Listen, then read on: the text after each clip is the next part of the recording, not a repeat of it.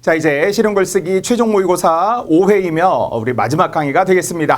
자, 기존 1강부터 저와 함께 공부를 해오셨던 분들이라면 이미 여러분들은 실력자임이 분명하고요. 특히 여러분의 그 성실한 마음들 그리고 간절한 노력이 있었기 때문에 지금까지 이 강의를 잘 들어주지 않았나 생각합니다. 여러분의 강력한 무기, 성실함이라는 무기와 재능으로 이 마지막까지 잘 들어주시기 바랍니다. 자, 우리 모의고사 내용들이 많다라고 했지만 지금까지 해왔던 것처럼 객관식 10문제 선별하고 그리고 또 서술형 문제, 오늘은 전체적으로 또 서술형 문제가 좀 어렵더라고요. 그래서 서술형 9번까지 제가 또 역시 성실하게 또 열정적으로 도와드리도록 하겠습니다. 자, 우리는 객관식 30문제, 그러나 또 고난도 문제들이 분명히 있을 거고요. 때로는 지문이 길어서 또 지금처럼 이렇게 복합적으로 출제되는 이 세트형 문제들 또 한 문제도 놓쳐서는 안 되죠. 항상 우리 시간, 타임 어택이라고 했던 시간에 대한 압박감. 사실 미리 시행착오를 겪고 미리 실패해 보는 것이 좋죠. 그래야 실전에서 분명히 우리는 내공이 쌓일 것이고 시간 조절하는 능력도 자연적으로 터득할 수 있을 거라고 생각을 합니다. 다만 또 요령들은 있다라고 했었어요. 특히 객관식 문제, 논리적으로 풀어야 하는 것, 그리고 선지를 우선순위로 좀 범위를 좁혀 나가는 것, 문제 의도를 정확하게 파악하는 것, 실수하지 않은 것, 빠르게 풀지만 급하게 풀어서는 안 되고, 논리적인 관계, 즉 인과관계라든지 또 부정서술어들 이런 것들을 또 주의해서 잘 보아야 한다고 했었죠. 자, 그렇다면 이제 문제 4번, 5번으로 들어가는데요. 제목 문제는 우리 필수라고 했죠. 자, 제목과 또 주의해야 될 것이 뭐냐? 단순한 일치죠. 그러니까 일치하기는 하는데 제목이 아닐 수는 있잖아요.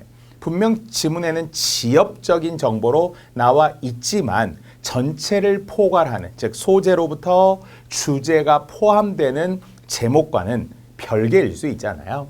자, 그래서 아무래도 반복되는 내용들이 필요할 것인데, 자, 이제 쭉 처음에는 보편적으로 들어가지만 거의 정답이 아닌, 다만 소재는 세계 시민이라는 것이 나왔고요. 특히 세계 시민의 개념이라는 말이 단락이 바뀐 채 시작이 되었고, 또 마지막 부분에서도 결국 말하려는 것은 세계 시민주의, 흔히 우리는 코즈모폴리턴이다, 세계 시민주의자라고 하거든요. 우리도 대한민국에 살고 있지만 어느 순간은 We are the world, 그러니까 내셔널리즘, 즉 민족주의나 아니면은 국가주의 이런 데에 빠지는 것보다 전 세계적인 평화와 또 세계 시민의 행복을 위해 왜 이렇게 말할 때 있죠. 이런 것들이 세계 시민주의거든요.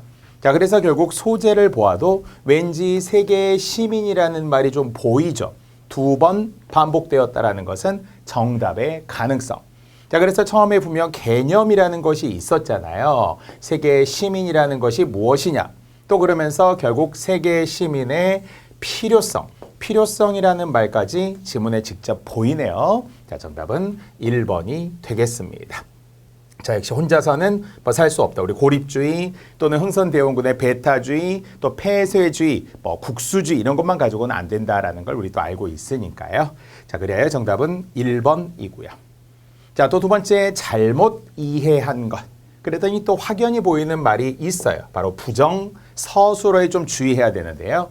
사실 세계주의, 시민주의의 개념은 최근에 불거져 나온 문제는 아니다, 아니다, 없다, 못하다 이런 부정서술어들은 항상 좀 표시해 둘 필요가 있는데요. 자, 문제는 정답에 세계 시민의 개념이 현대에 와서 생긴 개념이래요. 그렇지 않다고 했잖아요. 그래서 현대에 와서 생긴 건 아니에요. 이미 칸트가 과거로부터 세계 시민법을 주장하기도 했었고, 사실 우리도 지금 세계화다, 국제화다 이런 이야기 때문에 나온 용어가 아니에요. 그 이전부터 예를 들어 백범일지에 보면 김구 선생님도 나는 우리나라가 가장 강한 나라가 아니라 아름다운 나라가 되기를 바란다. 즉 문화의 나라를 원하면서 또 그래서 우리 세계 시민이 되어야 한다라는 이야기들도 있어요. 물론 그 가운데도 우리 민족, 우리의 어떤 민족주의 이런 걸 또 김구 선생님 강조하긴 했지만, 그래서 세계 시민주의라는 말은 이미 예로부터도 있었다. 칸트 때부터 있었다 이거죠. 그리하여 반대로 나온 것이기 때문에 잘못된 것의 정답이 되겠습니다. 이런 선지들이 많다는 거예요. 그래서 우리말은 끝까지 들어야 된다. 부정서술어 신경 쓰라는 것이고요. 자, 나머지는 뭐 지문에 있기 때문에 제가 다 설명하지 않은 채로 넘어가겠습니다. 자, 이렇게 4번, 5번이었고요. 자, 또 6번, 8번에 또 세트형으로 가겠습니다. 자, 이것도 비슷하네요. 주제로 적절한 것이기 때문에 또 뭐라고요? 단순 일치와 구별하라는 거예요. 왜냐하면 나머지들이 지문에 다 있어요. 뭐 서울의 산이 어떻고 한국은 어떻고 뭐 산이 많은 지형으로 되어 있고 뭐 이런 것도 보니까 지문에 있어요. 그러나 전체의 제목, 주제와는 관계가 없다는 거죠. 자, 그래서 결국은 서울의 자연 환경을 이야기하면서 우리가 충분히 생각할 수 있는 조화라는 거 있잖아요. 배산 임수하면서 현대와 과거의 만남. 뭐 사실은 우리가 아주 마천루와 같은 높은 건물 빌딩도 있지만 고궁을 비롯하여 숲을 비롯하여 한강 조성 이런 게 굉장히 또 자연과의 조화가 잘 이루어져 있다 이렇게 이야기하잖아요. 그래서 결국 우리 민족의 자연관에 서울의 어떤 자연관에 관한 이야기를 하고 있습니다. 자, 그래서 결국 우리의 터전이 자연 환경과 과거로부터 옛 생활 터전들이 조화를 이루고 있더라. 뭐 이렇게 된 거죠. 자, 전체 주제 핵심 포괄하는 내용 맞습니다. 자, 결과적으로 우리는 역시 주제나 제목이 전체 이야기여야 하고요. 부분적인 이야기 또는 뭐 지엽적이고 또 역시 일치하지 않는 것들도 있으니까 꼼꼼하게 보아야 하겠죠. 자, 보기애들이 들어가야 할 문단, 역시 시험에 잘 나오는 단락 집어넣기 또는 순서 문제 이런 것도 대비해야 된다고 했었는데요. 사실 쉬웠던 것은 이들 산은, 그러면 산이 여러 개 있는 지시어와 함께 나왔기 때문에 앞에 서울에 있는 무슨 산 이렇게 나열될 수 있겠죠. 정말 우리가 뭐 북한산이라든지 북악산이라든지 남산이라든지 그 이외에도 25개 자치구 사이사이에 구 사이에도 이 산들이 많이 있잖아요. 그래서 도시 구조 결정의 요인으로서 이들 산과 뭐 고개를 따라 건축물이 지어졌다. 뭐 이런 이야기죠. 자, 그래서 역시 산에 대한 나열이 어디에 있었어요? 나의 마지막. 뭐 용마산, 덕약산, 관악산, 북한산. 앞에서도 보니까 여러 가지 뭐 내사산, 외사산 하면서 낙산, 인왕산, 남산, 북악산 뭐 이런 것들이 나열되어 있고요. 뭐 뒤로 가도 역시 유난히 산이 많은 지형으로 이루어져 있어 이렇게 되어 있죠. 그래서 결론적으로 바로 이 나와 다 사이에 이 보기가 들어가면 되겠죠. 이들 산이라고 이야기했었던 지시어가 앞에 있던 많은 산들을 결국 가리키고 있다, 지시하고 있다는 것을 알 수 있고 뒤에도 역시 산이 연결되고 있으니까요. 그래서 나와 다 사이에 정답은 2번이 되겠습니다. 자, 그리고 또 8번에도 이제 수정할 내용 맞아요. 우리 고쳐쓰기 형태의 문제 객관식 또는 서술형 1, 2번 쪽에 잘 나온다라고 했는데요. 자, 기억, 니은, 디귿, 리을 단어도 있고요. 어문 규정도 있고요. 띄어쓰기도 포함되어 있습니다. 자, 그런데 결과적으로 정답 1번에 주었다와 내주었다의 차이를 지금 주고 있었던 기억을 잘 봐주세요. 서울의 산과 고개는 서울 고유의 생활 터전을 형성하였으며 또 등등 가치관 풍습에도 많은 영향을 그러면 주었다. 뭐가? 서울의 산과 고개가 결국 어떤 생활 양식 등등에 영향을 주었다. 그럼요. 기브 앤 테이크니까 영향은 줄 수 있고 받을 수 있고 그 방향성에 대해서 우리가 신경 써야 된다고 했죠. 그런데 주었다가 맞는데 내주었다. 한 글자 차이 같지만 준 거하고 내준 거하고는 전혀 다른 이야기죠. 내준 건 뭐예요? 내가 가지고 있다가 지니고 있다가 상대방에게 준 거예요. 내가 가지고 있던 어떤 돈이 있었는데 돈을 그냥 내 건데 내준 거예요. 뭐 물건을 내준 거예요. 자리를 내준 거예요. 뭐 이럴 수 있죠. 그래서 다시 한번 그냥 주다와 내주다는 전혀 다른 의미다. 뭐 비슷해 보일 수 있지만 전혀 다르다고 우리는 봐야 고칠 수 없는, 수정할 수 없는 경우가 되겠죠. 그래서 결국 주었다가 맞고 내주었다와는 의미가 다르기 때문에 결론적으로는 고칠 필요가 없겠죠. 자, 경우의 수는 셋 중 하나예요. 진짜 A를 B로 고칠 수 있고요. 아니면 A가 그냥 원래 맞을 수 있어요. 아니면은 A도 B도 아닌 제3의 경우 C가 맞을 수도 있어요. 그래서 고쳐쓰기일 때는 역시 영역을 뭐 흑백사고식으로 둘 중에 하나다 이렇게 보는 것보다는 한 3가지 정도를 놓고 판단하는 게 좋은데 이건 원래 있던 주었다가 맞습니다. 자, 나머지는 성의 둘레를 나타내는 성곽이 그리고 도움이 된 것이 아니라 역시 도움을 주었다. 피동이 아니라 결국 도움을 준 거죠. 그래서 한국은 뒤에 있는 고개가 많으며 이 고개가 길이 되어 사람들의 통행에 도움을 준 거죠. 이 고개가 사람들의 통행에 도움을 주었다. 그렇죠? 자, 그리고 세우다라는 것도 원래 어문 규정에 잘 나오는데요. 만약에 아이에 세우다가 있고요. 어이에 세우다가 있으면 이 말의 어원의 힌트는 어이에 세우다 안에 서다가 있죠. 서다. 그래서 어의 형태가 그대로 유지되기 때문에 예를 들어서 우리가 서다와 관련된 것 중 깃발을 세우다 이런 거 있죠. 그래서 결국은 서게 하는 거잖아요. 바로 세우다 할 때 어이에 세우다이고요. 반면에 아이에 세우다는 세다에서 온 거죠. 세다. 그래서 생각해 보면은 밤을 세운 거죠. 그래서 밤을 세우고 이거는 뭐 날이 새다 이렇게 할 때 되는 건데요. 이것도 원래 어법으로 종종 나와요. 예를 들어 밤을 세운 것을 밤을 세웠다라고 하지 않고요. 내가 뭐 밤 세웠다. 그냥 예를 들어 날 새다. 밤 새다라고 말한 분들이 있어. 밤을 새다. 밤을 새는 건 없어요. 밤을 세운 거예요. 사동에 이희리기 우고추에 우가 들어갔기 때문에 내가 밤을 새게 한 거예요. 내 스스로. 그래서 사동 표현이 되는 거라서 다시 한번 밤을 샜다. 어제 내가 공부하느라 밤을 샜어. 이러면 안 돼요. 밤을 세운 거예요. 자, 어쨌든 간에 지금 내용상으로 보면은 어이에 세우다. 즉 그러니까 건축물을 세우는데 아이에 세우다는 안 되고요. 건축물 서게 한 거죠. 어이에 세우다 맞습니다. 자, 또 띄어쓰기도 있네요. 띄어쓰기 시험에 잘 나오는 이용하기보다는 이럴 때 보다가 뭐냐? 뭐 하늘을 보다 see 동사가 아니고요. 뭐뭐 하기보다라는 비교 형태의 조사예요.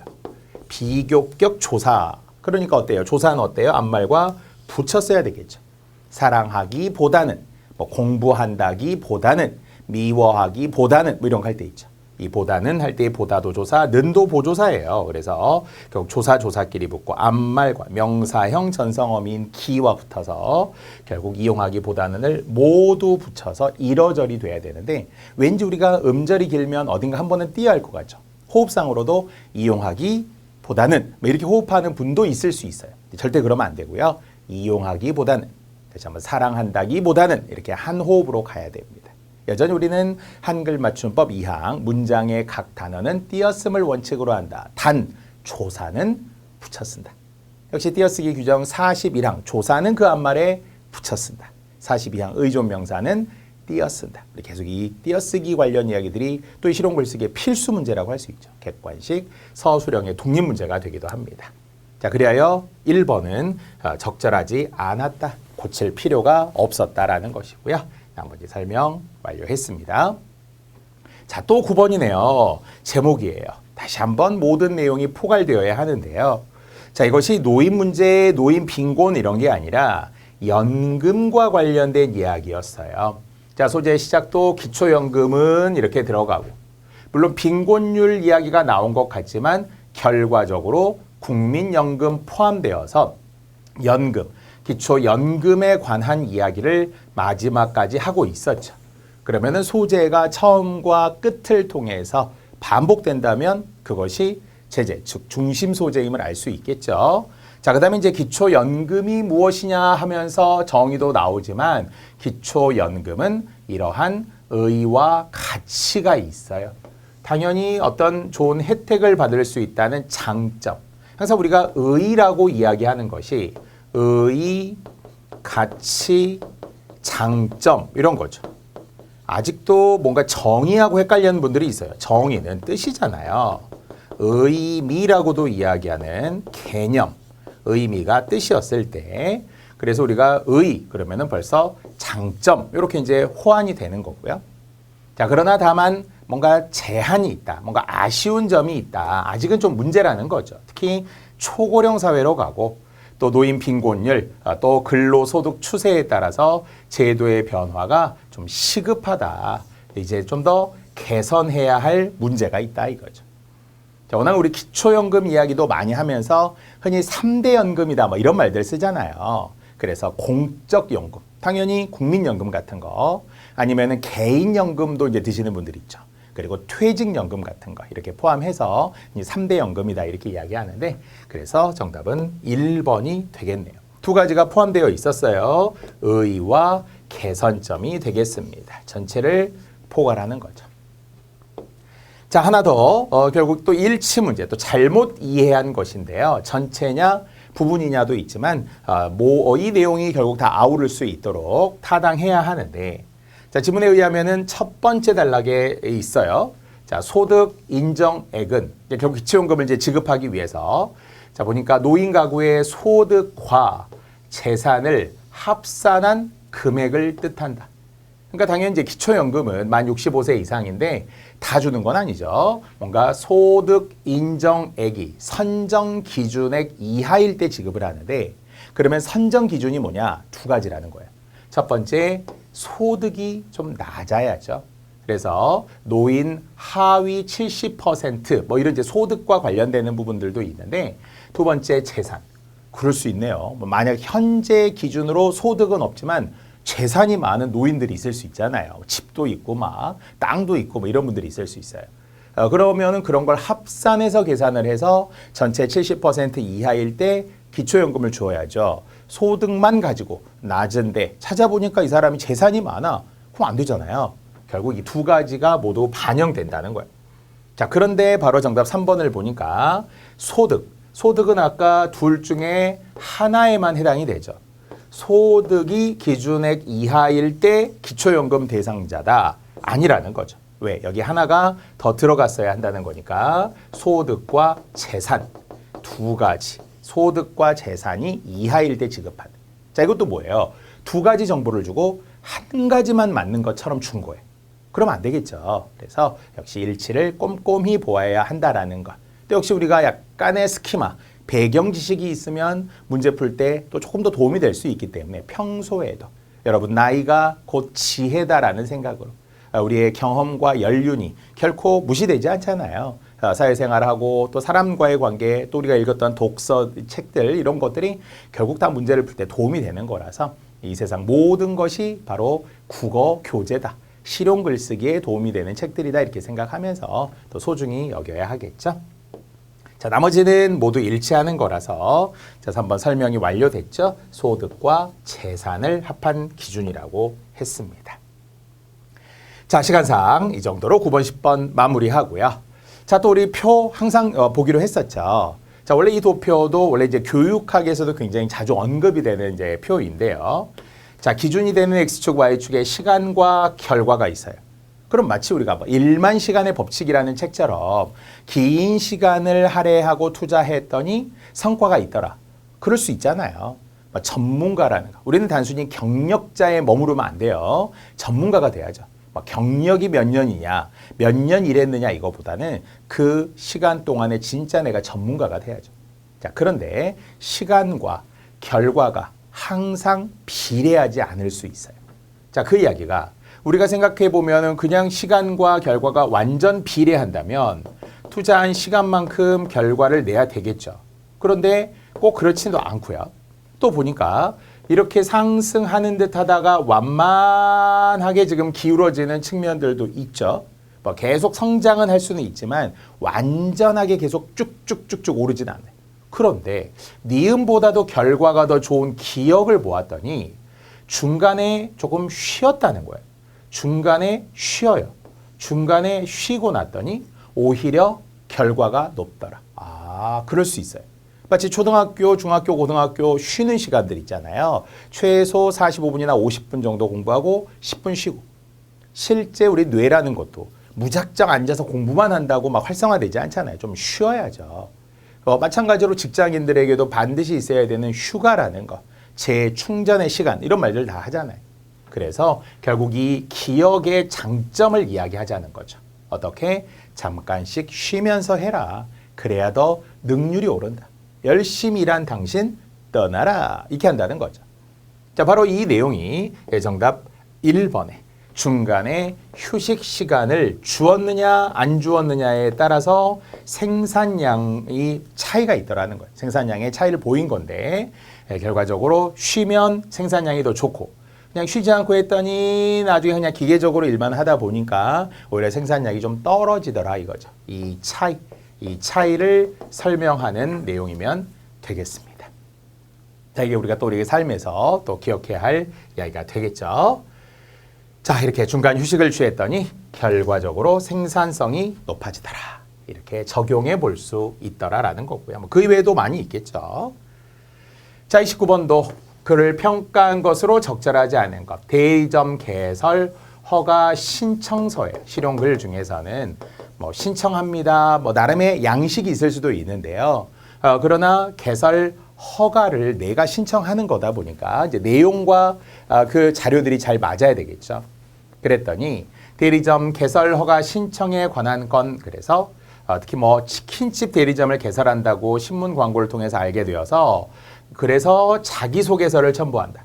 갑자기? 라는 생각이 들기도 하지만 내용상 보니까 내가 얼마나 좀 성실한 사람인지 어떤 삶을 살아왔는지를 함께 내가 보여드릴 테니까 대리점 개설을 하더라도 크게 정말 뭔가 폐를 끼치지 않은 가운데 본점에 폐를 끼치지 않은 가운데 열심히 하겠습니다. 요즘에는 사실은 뭐 갑질이라고 하는 게 곳곳에 존재하잖아요. 물론 기업들의 오너 리스크라는 것도 있을 수 있어서 대리점이 피해를 보기도 하고 아니면 대리점주가 막 손님들에게 막말을 해서 또 이게 본사의 뭔가 이미지에 타격을 줄 때도 있고 손님은 왕이다라는 이름으로 손님이 갑질할 때도 있고 막 이렇습니다만 지금 이거는 대리점을 이제 모집하는데 제가 대리점 점주가 되고 싶어요 하고 신청을 한 거고 그래서 저를 소개하기 위한 자기소개서를 첨부하겠다는 거예요. 그래서 대리점 개설에 선택될 수 있도록 부탁드린다 이렇게 부탁을 한 거죠. 나름대로 이 내용에 어때요? 어울리네요. 어울려요. 그냥 아무 이유 없이 전혀 상관없는 자기소개서가 아니라 대리점 신청을 위해서 제가 어떤 사람인지를 소개할게요 라고 한 거잖아요. 그래서 필요한 양식이라는 겁니다. 자, 그런데 적절하지 않은 3번을 보니까 자기소개서와 대리점 신청은 별개이기 때문에 다른 서류로 대체해야 한다 그랬지만 사실 여기서는 별개라고 볼 수 없고 굳이 다른 서류로 대체할 필요가 없다. 왜? 결국 필요하더라라는 거예요. 이 내용에 의하면 대리점 허가 신청을 위해서는 자기소개서가 들어가면 나름대로 뭐가 확보할 수 있는 이미지 좋은데 이분이 이렇게 이런 분이셨구나. 그럼 뭐 해도 서로 좋겠는데 상생이 되겠는데 이렇게 좋은 이미지를 줄 수 있어요. 물론 더 필요한 서류가 있을 수는 있잖아요. 자본이 어떻고 내가 지금 능력이 어떻고 이런 걸 더 첨가할 수는 있겠지만 지금 자기소개서가 여기에 상황이 필요하냐 필요하지 않냐 그러면 필요하더라 이렇게 보면 되겠습니다. 나머지는 사실은 약간 부족한 부분이 타당한 근거. 또 이거 왜 해야 되는지에 타당한 근거가 좀 더 들어가면 좋겠네요. 역시 계획서가 추가될 필요는 있겠고요. 알아보기 쉽도록 뭐 띄었어야 한다. 그러니까 대리점 개설 허가 신청이라는 것을 다 붙였었잖아요. 명사들끼리. 그러나 문장의 각 단어는 띄었음을 원칙으로 한다라고 했어요. 대리점 개설 허가 신청. 대리점 개설 허가 신청 이런 식으로 사실은 각각 띄어 쓰는 것이 맞겠죠. 자, 이런 추가 자료, 구체적인 내용들이 더 있어야 한다라는 것은 맞는 거였어요. 자, 그래서 대체할 필요가 없다라는 것. 자, 마지막 객관식으로 가볼까요? 30번입니다. 자, 적절하지 않은 것인데요. 합의서입니다. 맞아요. 우리가 뭐 합의서, 뭐 여러 가지 개인 간의 갈등을 막 빚을 때 있잖아요. 그러면은 그 합의서도 주로 개인 간의 합의서를 작성을 하기는 합니다. 물론 어디 뭐 공증을 하고 뭐 변호사를 만나고 근데 그럼 이제 돈이 들기도 하고 복잡하니까 뭐 예를 들어 돈 관계라든지 뭐 심지어는 막 물리적인 막 폭행을 했어요. 그러면은 그래 돈을 얼마 주고 우리 합의하는 것으로 합시다 할 수는 있겠죠. 따라서 합의서는 어떻다? 엄격한 형식이 필요한 건 아니다. 예를 들어 공문서 같은 이런 엄격한 형식이 필요한 건 아니고 다만 정말 서로 사인하고 정확하게 서약하고 이런 거는 이제 필요하겠죠. 자, 그런데 보니까 뭐 피해자가 뭐 폭행을 당한 거예요. 그래서 가해자로부터 돈을 받기로 했다. 500만 원을 받기로 했다. 뭐 이런 이야기잖아요. 자, 그래서 이제 이런 1, 2, 3, 4, 5를 보니까 다만 합의서 자체를 되게 엄격한 정해진 공통 양식이 있느냐. 육하원칙, 물론 육하원칙은 들어갈 수 있죠. 누가 누구에게 피해를 당했으니 누가 누구에게 얼마를 지급한다. 뭐 이렇게 할 수는 있는데요. 그러나 공통 양식이라는 것이 따로 없다. 따라서 우리가 실용 글쓰기에서도 보면 엄격한 양식이 필요할 때도 있지만 예를 들어 문서 중에 대내 문서 같은 거 회사 내에서 뭐 의견을 제출하고 개선해 주세요. 뭐 이런 것들은 엄격한 양식이 있는 건 아니죠. 그래서 합의서도 굳이 따로 양식이라고 정해진 공통 양식이라고 할 만한 것은 없고 개인 간의 거래가 결국 합의가 되면 형성이 되면 효력을 발휘할 수 있다. 이렇게 하면은 되겠습니다. 자, 이런 정도 역시 뭐 정확한 뭐 주소라든지 인적사항 뭐 이런 것들이 잘 기입이 되어야 되겠죠. 그래야 실효성이 있다라는 것. 또 폭행에 대한 역시 구체적인 내용들도 있는 게 좋다라는 건 다 맞네요. 자, 이렇게 해서 우리는 객관식까지 마무리를 했고요. 또 남은 시간 우리 또 서술형에 집중해서 또 올인해 보도록 하겠습니다. 자, 1번은 또 품위서의 제목인데요. 조건을 주기를 뭐뭐에 관한 건이라는 형식으로 작성하라고 했습니다. 여전히 우리 기한서부터 품위서까지 그래서 이제 여쭈는 것이고 특히 이제 여쭈어보면서 금전적인 부분과 관련해서 결제해 주세요. 제가해 주시기 바랍니다. 뭐 이런 정도가 이제 들어간다고 했었죠. 근데 지금 뭘 구입하려고 해요. 영업팀의 신규 채용이다 보니까 사무용 PC를 구입하고 또 노후 모니터를 교체하고자 하니까 여전히 제가 해달라, 결제해달라 뭐 이런 내용이었어요. 허락해 주시기 바랍니다. 이렇게 된 거죠. 아이의 제라는 거 우리가 늘 이야기했고요. 자, 신입 직원과 관련된 PC, 모니터 이런 것들을 결제. 바로 여기에 대해서 구입과 관련된 구매에 관한 건이 되겠습니다. 대신에 이것도 두 가지가 다 들어가야 되겠죠. PC와 모니터 구입에 관한 건, 구매에 관한 건 이렇게 하면은 되겠죠. 뭐 다 한 겁니다. 다시 한번 사무용 PC 및 모니터 두 가지가 다 들어가야 되고요. 구매에 관한 건 이렇게 뭐뭐에 관한 건 이런 제목으로 많이 쓰거든요. 품위서에서 조건까지 모두 반영이 잘 되어 있습니다. 자, 이렇게 제목 있는 그대로 역시 거듭 실용 글쓰기의 서술형은 우리의 창작 또는 뭐 어떤 상상력, 어떤 문해력, 새롭게 작문 능력 이런 걸 원하는 것보다는 조건대로 잘 맞춰서 거듭 글자 수, 어절, 또 조건의 1, 2, 3 이런 것들 꼼꼼하게 모아서 다 반영될 수 있도록 해야 한다는 거고요. 자, 이제 두 번째는 기한문입니다. 자, 제한하는 거고요. 공문서 양식에 맞게 수정화서. 이건 되게 좀 엄격한 양식이 필요할 수 있겠죠. 기한서, 품위서 등 공문서입니다. 자, 보니까 법인세 수정신고 자료 제출이라고 했어요. 법인세 신고 납부 시에 제출한 자료 중에 누락이나 오류가 있으면 의거하여 수정신고를 하고자 하니까 기일을 참고하여 자료를 제출해 주세요. 뭐 이런 내용이. 그래서 날짜가 지금 두 개가 되겠는데요. 지금 수정신고와 관련한 날짜 그리고 또 그 제출하고자 한 자료를 언제까지 제출할 것이냐. 지금 이 두 가지가 지금 들어가네요. 하나는 수정신고, 그 다음에 자료 제출의 날짜가 있고요. 그리고 세 번째도 자료 작성 요령과 관련해서 붙임으로 넣었다라는 것까지를 그대로 반영해 정리하면 되겠습니다. 다만 뭐 조건에 의하니까 각각의 항목에 해당하는 번호와 글자를 쓰라고 그랬었죠.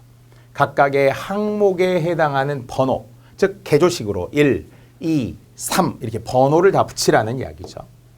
그리하여 가의 1, 수정신고 기한입니다. 수정신고와 관련된 기한, 언제까지 뭐 이런 거고요. 자, 두 번째는 자료 제출이라고 이야기했었잖아요. 자료 제출 기일, 기한은 거기까지 한해서고 기일은 그냥 날짜 뭐 이런 거고요. 자, 세 번째는 이제 자료 작성 요령 그대로 반영하되 역시 숫자 1, 2, 3이 들어가야 하겠죠. 사소해 보이지만 결코 사소하지 않다. 정말 작지만 크다. 이렇게 우리가 역설적이되 실용글쓰기의 그 역설적인 조건들까지 꼼꼼히 마지막에 더 확인하라고 했고요. 자, 3번입니다. 자, 전제와 결론의 이야기들도 우리가 객관식 또는 서술형 문제를 통해서도 보기도 했었는데요. 자, 부의 양극화라는 말도 이 어절 들어가야 하고요. 자, 한 문장으로 작성하고 45자 그리고 이내. 이제 글자 수가 넘어가면 안 되겠죠. 46자, 47자 안 된다는 거예요. 자, 소재를 보니까 경제에서 이야기하는 지니 개수라는 게 나왔죠. 지니, 이탈리아의 통계학자 이름이에요. 사람 이름이에요. 자, 지니가 만들었던 이 개수, 계산을 통해서 만들었던 숫자가 있는데 바로 이게 부의 양극화와 관련된 이야기, 소득 불평등과 관련하여서 0에 가까우면 평등한 거고요. 1에 가까워질수록 불평등하다. 그래서 0과 1 사이로 이제 수치화를 한 것인데 각 나라의 데이터들을 통합해서 결국 그 나라의 부의 불평등이 지금 어떤 상태냐, 소득 불균형이 어떤 상태냐. 사실 우리가 자본주의 사회에 빈익빈, 부익부, 부의 편제 이런 말들 많이 쓰지만 그래도 기왕이면 더불어 잘 사는 사회가 되면 좋잖아요. 사회주의처럼 절대 평등 이런 건 아닐지언정. 그래서 결국 나라마다 조사를 했더니 OECD 회원국의 지니개수 평균이 0.314. 0.314는 괜찮은 편이라는 거예요. 0.4가 넘으면 불평등한 거예요. 자, 그러면 이제 한국은 어때요? 0.314. 비슷하네요. 304. 314나 304나 0.3 정도니까 0.4 아래잖아요. 그러면은 대한민국도 아직까지는 OECD와 비교했을 때 평균과 비슷한 거고요. 그리고 0.4를 넘지 않았다는 것은 바로 부의 양극화가 아직은 진행되지 않은 거죠. 물론 아직도 당연히 우리가 무슨 대도시 또는 그러면 서울의 무슨 어디 강남 뭐 이런 데 편중되어 있기는 해요. 부라는 게 편제되어 있어서 쏠려 있긴 합니다만 통계치로 보게 되면 아직까지 한국의 지니 개수가 OECD의 지니 개수와 비슷한 거죠. 비슷해요. 0.3 정도가 된 거니까 결국 부의 양극화는 아직 나타나지 않았다. 부의 양극화가 이루어진 건 아니다. 이렇게 우리가 서술어를 부정으로 만들어 결론을 내면 되겠습니다. 한국의 지니 개수는 OECD 평균치에 가까움으로 0.3 정도 결국 들어가야 할 이 어절 부의 양극화가 심하지 않다까지만 쓰면 되겠죠. 45자 이내가 되겠습니다. 만약에 한국의 지니 개수가 0.4가 넘었다면 부의 양극화가 심하다. OECD의 평균보다 뛰어넘었다. 평균과 달리 뭐 이렇게 우리가 대비하면서 반대의 상황으로 설명하면 되겠죠. 다음에는 조건들 그대로 반영해서 쓰면 되겠습니다. 3번이었고요. 지니 개수였습니다. 자, 4번은 또 어문 규정이네요. 역시 한글 맞춤법 제11항. 우리 기억하시죠? 우리 앞에서도 10항, 11항, 12항 두 법칙에 관한 이야기라고 했었잖아요. 여자가 아니라 여자, 량심이 아니라 양심, 로인이 아니라 노인, 력사가 아니라 역사 이런 것들. 한자 음주, 첫 음절에 니은 리을이 올 수 없는, 그래서 니은은 이응으로 바뀌고 리을은 니은 또는 이응으로 바뀌는 뭐 그런 사례였잖아요.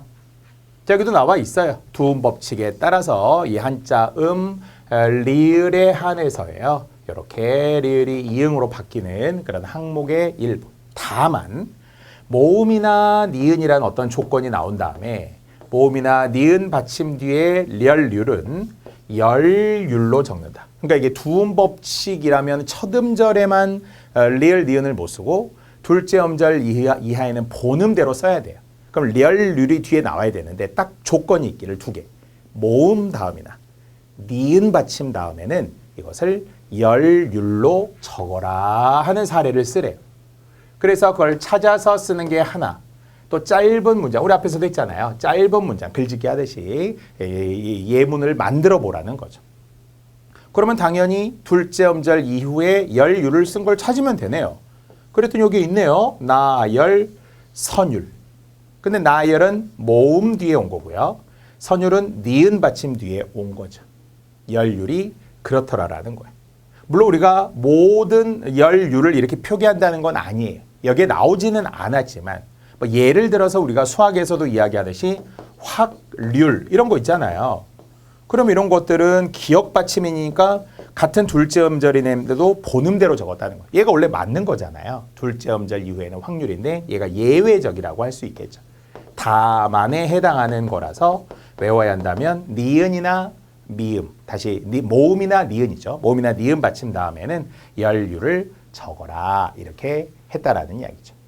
아니면은 또 역시 일반적으로 모음이기 때문에 지금 그런 거지만 나머지 자음들, 그래서 수학에서도 백분율 이런 거 하잖아요. 그럴 때는 율로 씁니다. 그러나 역시 확률이라든지 뭐 역시 우리가 사망률 이런 거 하잖아요. 경제 성장률 이런 거 하죠. 이런 게 이제 다른 이유가 있었던 거죠.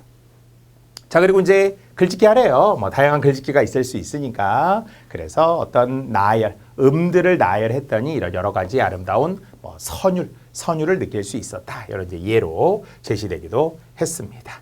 자, 나열과 선율을 찾았고요.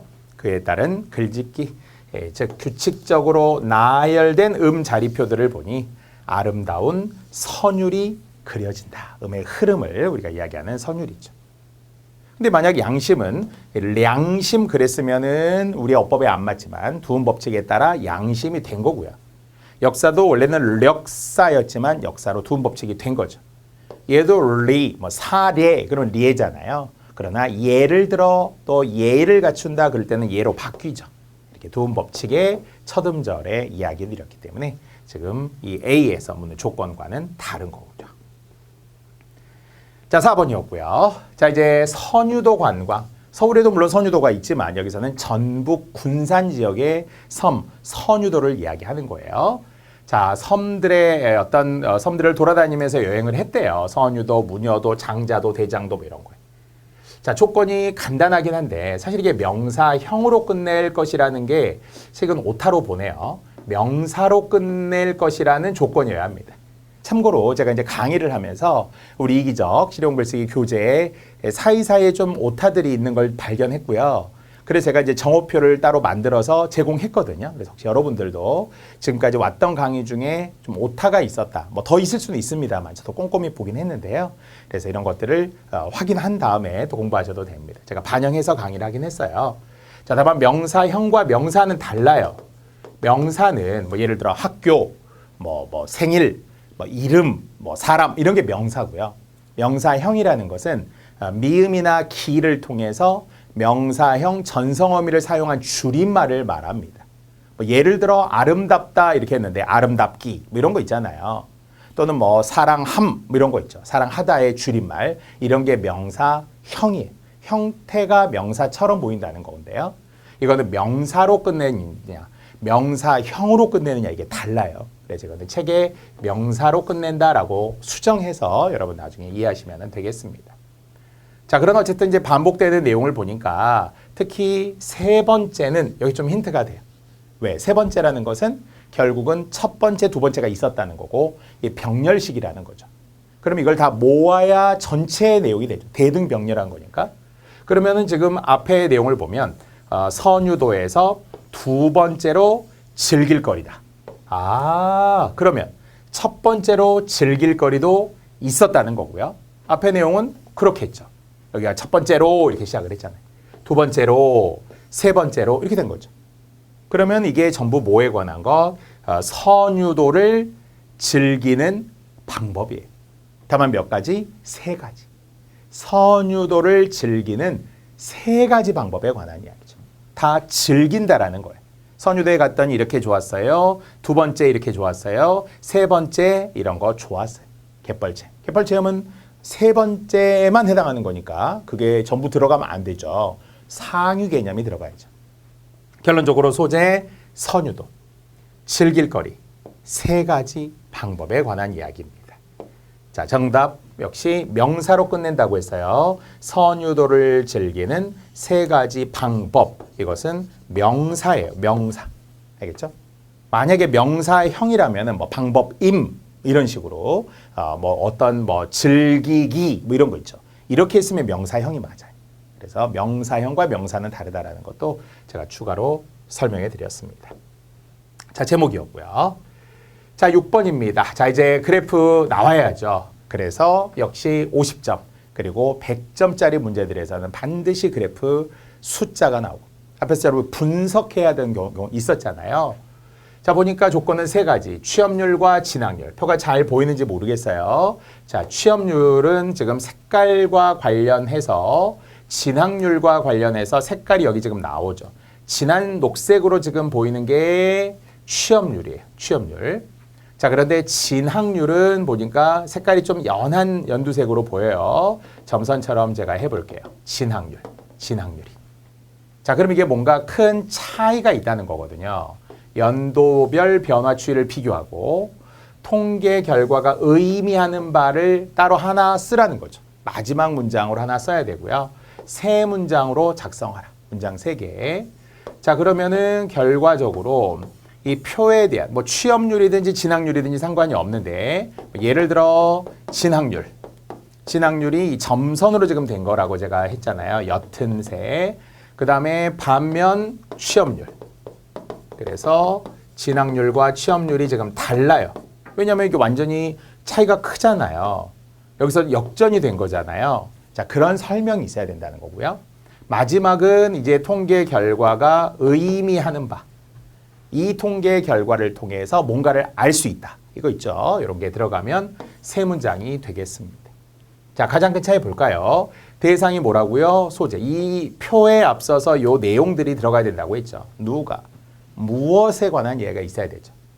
고교, 직업, 교육 대상자. 흔히 우리가 뭐 실업계라고도 이야기할 수 있는, 요즘은 특성화고 이거 있잖아요. 자, 직업, 교육 대상자의 첫 번째 진학률을 보니까 높았었어요. 대학을 많이 갔다는 거예요. 실업계 특성화고 나와서 진학률이 높았는데 지금 역전이 되기 시작해요. 하락한 시점 볼까요? 2009년. 연도 있어요. 숫자 활용하세요. 2009년에 내려가기 시작해서 지금은 계속 내려간 거예요. 그래서 취업률과 진학률이 역전되기도 합니다. 예전에는 특성화고 학생들, 실업계 고등학교 학생들이 대학에 많이 진학을 했었어요.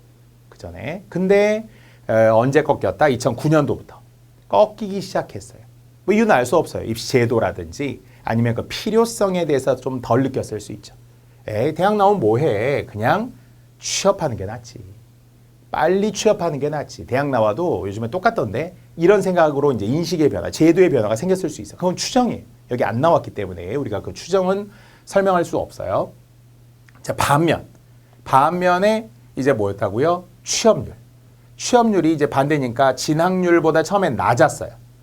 낮았다가 역시 2009년도 위에 올라가네요. 아, 이게 딱 비례하니까 반대가 되는 거잖아요. 하나는 올라가고 하나는 내려가는 거죠. 그래서 이제는 오르기 시작합니다. 그러더니 여기에서 역전돼서 이제 2015년에는 뭐가 높다? 오히려 취업률이 높은 거죠. 취업률이 더 높고 그리고 진학률이 더 낮은 결과. 이것이 결국 어떤 걸 의미한다? 인식의 변화.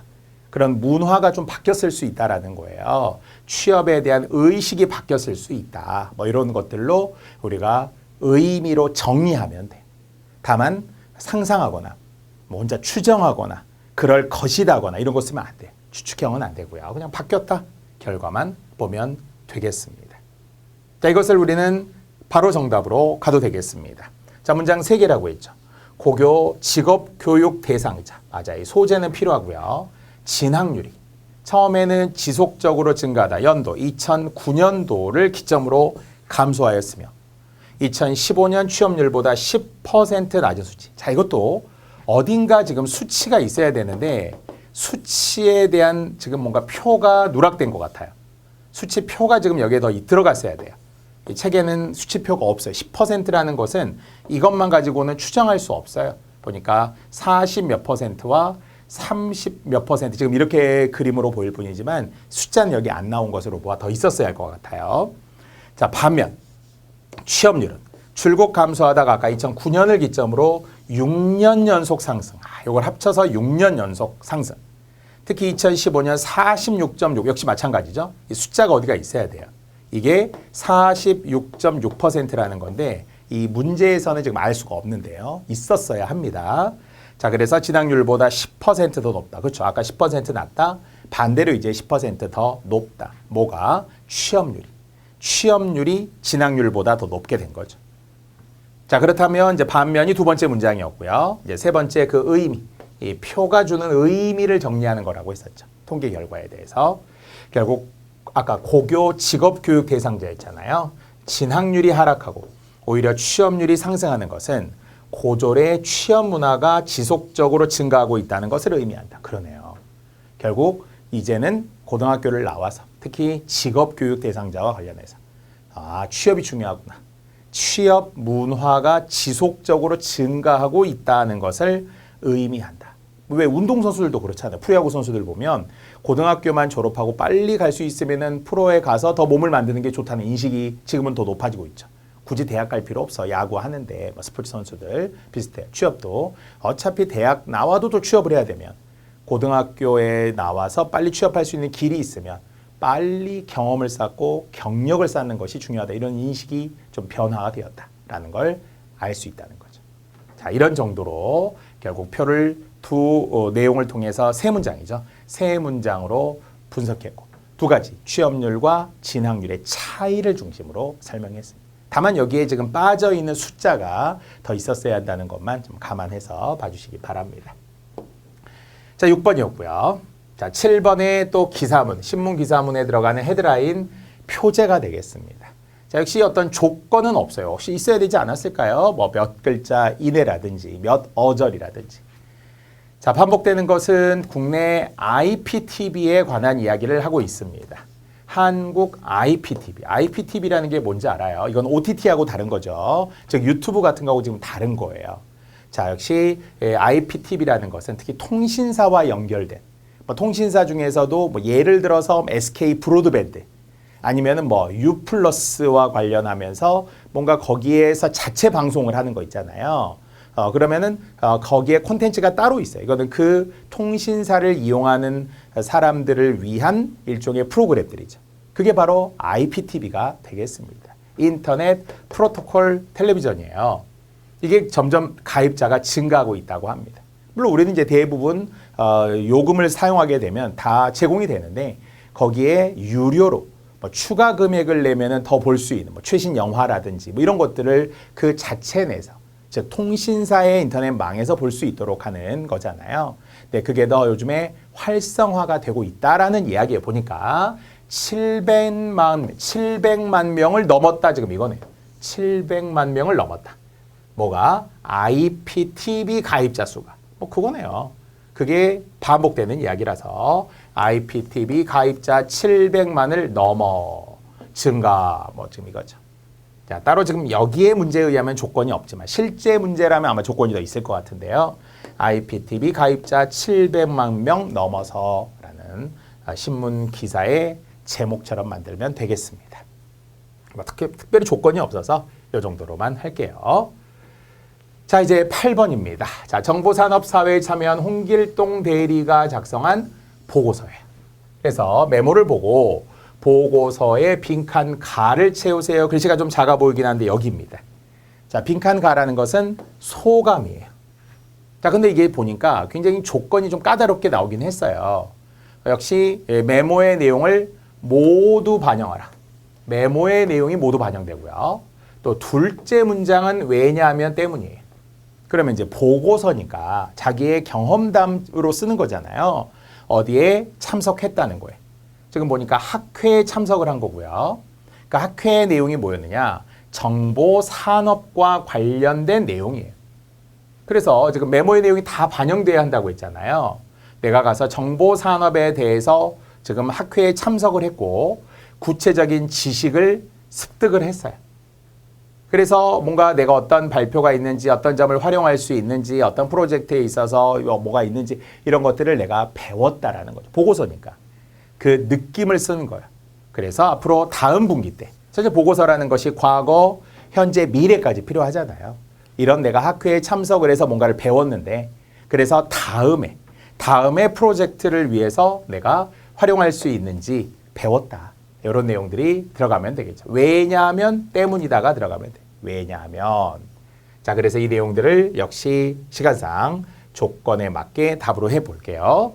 자, 학회에서 발표된 내용을 참고하여 정보산업에 관한 지식을 다음 분기 프로젝트에 활용하려고 했던 나에게 학회 강의는 큰 도움이 되었다. 그러네요. 자, 학회 강의가 큰 도움이 되었어요. 그래서 내가 배웠어요. 지금 이 느낌으로 시작을 했고요. 자, 왜냐하면 자, 산업 배경 여기 지금 다 나옵니다. 산업 배경과 또 구체적인 사례들이 어떤 매우 구체적으로 설명되었던 덕에 앞으로 미래의 지향적 사업 발전에 어떤 식으로 도모할 수 있을지 배울 수 있었기 때문이다. 다음에 이제 어떤 식으로 하면은 좋을지 특히 정보 산업과 관련하면서 내가 배웠다라는 것을 왜냐하면 때문이다라는 조건 안에 있는 거예요. 사실은 결국은 짜집기 아니고요. 어문 규정은 짜깁기죠. 바로 짜깁기를 적절하게 한 거죠. 짜서 기운 거니까 소재부터 잘 시작했어요. 무엇에 관한 내용? 정보 산업에 관한 지식이었어요. 다음 분기 프로젝트에 활용할 수 있고 그래서 나는 앞으로도 어떻게 사업을 또 발전을 해 나가는지에 대해서 배웠다. 됐죠? 자, 이 조건들이 100% 잘 반영이 되어 있고요. 자, 이제 마지막 9번입니다. 자, 마지막 9번 정말 300점. 우리가 시간상으로 보면 가장 정말 먼저 해야 할 수도 있지만 서술형에 어쨌든 빠르게 1번부터 8번까지를 빠르게 하고 9번에 올인하고 객관식에 가는 것도 나쁘지는 않아요. 여러분에게 맞는 방법이 뭔지를 보세요. 물론 가장 이상적인 것은 9번부터 해결하는 건데 9번을 하다가 막 힘 빠질까 봐 그런 것도 있어요. 근데 어쨌든 나는 그걸 이겨내고 시간상 오히려 이게 더 적합하다. 300점을 정말 300점까지는 아니더라도 가장 고득점을 받을 수 있는 거니까 기꺼이 우리가 정말 50점짜리도 있고 또 100점짜리도 있고 30점짜리도 있지만 그래도 이 300점에 최대한 투자하는 게 좋죠. 자, 800자 플러스 마이너스 50자 이내라고 했어요. 그러니까 750자에서 850자까지 가능하다는 거. 다 띄어쓰기 포함이에요. 자, 그런데 딱 단락을 여기에 미리 다 준 거죠. 서론, 본론, 결론. 뭐 단락이 최대 5개일 수도 있고요. 이게 본론 1, 본론 2, 본론 3이라는 것이 아니라 본론들 안에 다 들어갈 내용이기 때문에 본론이 한 2개 정도 나올 수도 있는 왜냐하면 800자라는 것은 일반적으로 단락이 한 4개 정도가 좋아요. 한 200자에서 250자 사이긴 한데 한 단락을 기준으로 본다면 이것도 언밸런스, 불균형하지 않도록 대체로 200자, 200자, 200자, 200자 이렇게 맞춰놓는 것도 좋습니다. 자, 특히 서론에 쓰는 것이 임금 피크제의 개념과 도입 배경인데요. 자, 중요한 것은 처음에 이런 그래프들, 막대 그래프나 원 그래프나 이런 표를 보게 되면 좀 헷갈려요. 그래서 개념, 앞에서부터 우리가 개념 이야기하는 거 많았잖아요. 그게 자료 1, 2가 아니라 지금 여기는 자료 1 이렇게 지금 나와 있고요. 아니면은 또 자료 2 이렇게 있고요. 그리고 자료 3이 여기에 있어요. 근데 자료 3의 소재 임금 피크제라는 걸 설명합니다.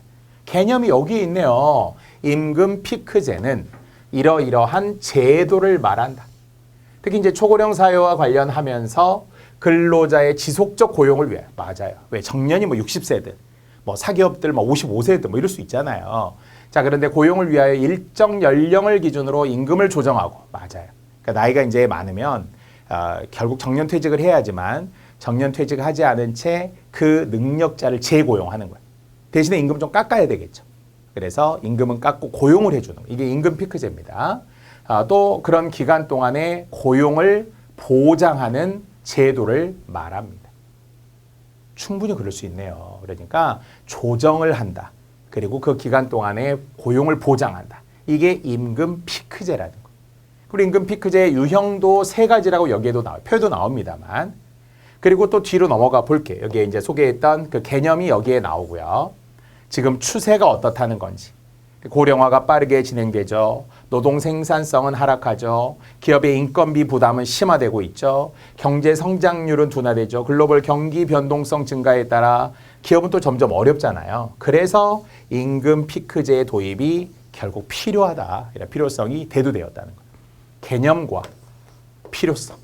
사실 이것만으로 단의 제목이 될 수 있는데 이게 어디에 서론에 들어가야 됩니다. 그러니까 서론부터 자료만 보지 말라고. 그 자료라는 게 표만 보지 말라고요. 이렇게 풀어서 설명해 주는 거에 팁이 있습니다.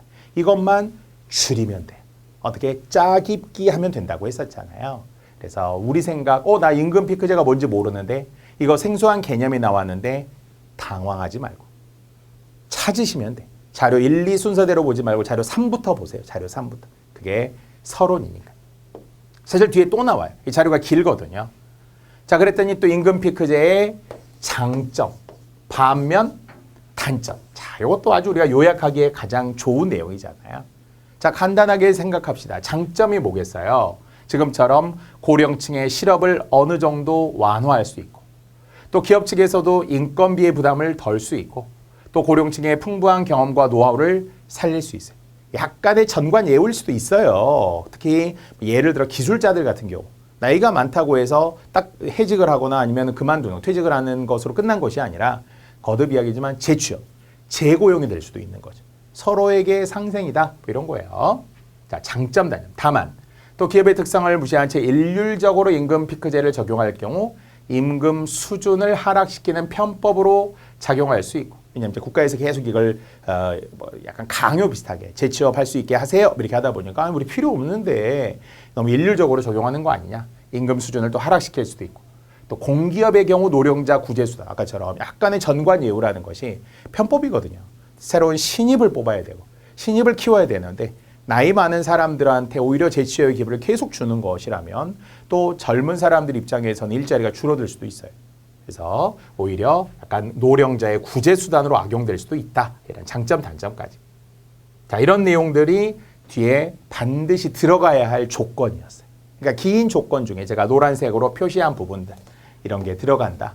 아까 자료 3의 앞부분에서도 개념, 필요성 뭐 이런 거 있었잖아요. 자, 이런 게 조건으로 다시 처음으로 돌아가 볼게요. 조건으로 들어갔을 때 개념과 도입 배경, 유형, 장단점 여기 지금 다 들어가는 거네. 자료 3이 우선이었어요. 물론 나머지 자료들이 지금 다 들어가야 되는데 가장 큰 거 있죠. 임금 피크제 도입 현황을 보니까 1000인 이상 기업에서, 그렇죠. 아무래도 뭐 대기업도 그렇지만 그런 아무래도 노동자들, 근로자들이 많은 쪽에서 임금 피크제를 도입할 가능성이 크겠죠. 숫자 21.4%. 물론 뭐 나머지들도 있어요. 300인 이상, 100인에서 290 정도, 90명, 그러니까 그만큼 좀 적은 그러나 소규모의 어떤 중소기업이라든지 어떤 기업에서는 그렇게 채용하기가 좀 어려울 수는 있고요. 자, 그 다음에 또 옆으로 갈까요? 30대 그룹 임금 피크제 도입 현황. 그랬더니 역시 늘고 있다 이거죠. 30대 그룹은 아까 고용인이 많을 테니까 30대 그룹 이렇게 되면 500대 기업으로 갔더니 이미 역시 가장 높은 숫자 한번 볼까요? 도입 계획이 있다거나 이미 도입했어요. 그러니까 긍정적인 반응들이 지금 여기 있고요. 계획 없어요. 이런 거는 19.1%밖에 안 되죠. 들어가야 하고요. 가장 많은 거. 자, 도입 유형 중에서는 또 가장 높은 숫자 재고용형. 그렇습니다. 다시 고용한다고 해서 단 임금은 깎아야죠. 그렇죠? 그래 서로에게 좋은 거예요. 정년 연장도 꽤 되네요. 보니까 이런 것도 있습니다.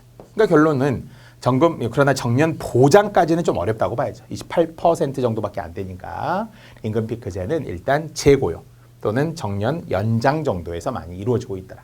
특히 1000명 이상 대기업, 30대, 500대 기업 이렇게 우리가 보니까 이미 지금 진행되고 있었다라는 것을 또 알 수 있습니다. 자, 그래서 이제 마지막에 보고자의 의견, 또 청년층의 채용 인원 변화, 청년층의 채용 인원 변화 이런 것들도 역시 표를 통해서 우리가 여기는 지금 자료 1인 거고요. 자료 2에 나오겠죠. 그래서 도입 기업들을 보니까 어디에서 많이 하고 있어요. 증가한 게 제조업과 비제조업 분야에서 결국 임금 피크제를 많이 지금 도입을 했고요. 특히 청년층의 순 채용 인원 변화가 지금 있었다라는 거예요. 다만 공공기관 같은 경우는 아직은 이렇게 채용하지 않은 거죠. 이런 정도 도입 여부에 따라서 청년층의 채용 인원 변화가 지금 이렇게 있었다라는 거예요. 임금 피크제를 도입했을 때 그래서 그래도 청년층으로 보면 제조업이나 비제조업은 괜찮아요. 계속 뭔가 이제 성장할 수도 있고 그런데 공공기관 같은 경우는 임금 피크제를 도입하면 취업이 잘 안 돼. 청년층, 공공기관은 딱 정해져 있다 보니까 그래서 여기는 조금 별로다. 임금 피크제 도입이 성급하다. 이런 정도의 이야기가 가능하겠습니다. 어쨌든 도입 기업을 기준으로 청년층까지 반영하면 되겠어요. 자, 시간상 이런 내용들이 모두 다 적절하게 반영된 우리 또 정답 한번 봅시다. 최대치는 900자, 플러스 마이너스 50자, 뭐 이렇게 우리가 이야기했었어요. 처음으로 돌아가서 글자 수 한 번만 다시 확인해 볼게요. 우리가 800자에서 900자 정도, 그쵸? 우리 800자에서 900자 정도였기 때문에 여기는 최대치로는 850자 정도가 되겠군요. 내용이 지금 많아서 그렇습니다. 자, 그럼 이제 예시 답안의 형태와 그리고 원고지까지 보는 것으로 이제 마무리하겠습니다. 자, 단락에 번호를 붙여볼게요. 하나, 둘, 셋, 네 개. 맞아요. 그래서 제가 한 200자 정도는 평균. 물론 서론, 결론은 조금 짧은 편.